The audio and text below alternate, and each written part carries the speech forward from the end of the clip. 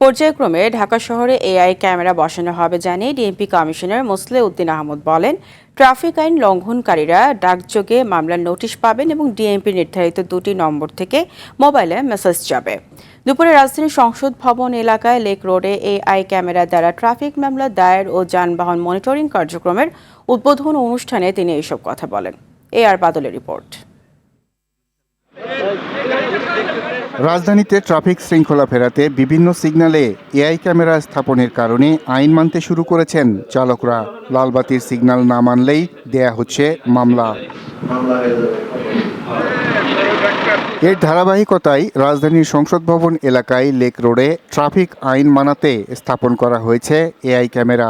এ ক্যামেরার অন্তর্ভুক্ত এলাকায় গতিসীমা না মানা, অবৈধ পার্কিং, ঝুঁকিপূর্ণভাবে লেন পরিবর্তন করলেই মামলার আওতায় আসবে যানবাহনগুলো।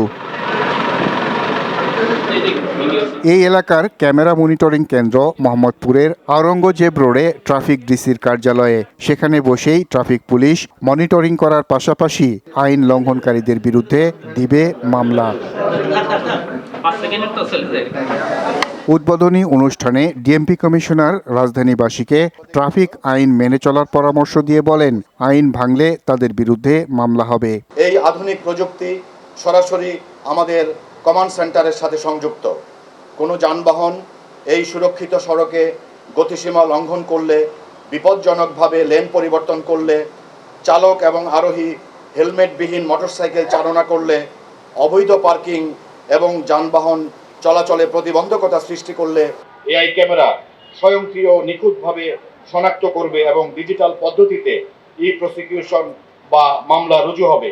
মামলায় অভিযুক্তরা কিভাবে নোটিশ পাবেন তাও বলেন ডিএমপি কমিশনার। ঢাকা মেট্রোপলিটন পুলিশের ট্রাফিক বিভাগ থেকে 2টি নম্বরের মাধ্যমে তার কাছে মেসেজ যাবে, কিন্তু প্রসিকিউশনের যে পেপার, সেই পেপারটি স্টেক হোল্ডারের কাছে, জনগণের কাছে বাই পোস্টে যাবে। এ পর্যন্ত 15,000 মামলা ও 38,000 সমন জারি হয়েছে বলেও জানান তিনি। এআই ক্যামেরা ব্যবহার করে 1,500-এর মতো মামলা আমরা করেছি। আর বাদল, RTV, ঢাকা।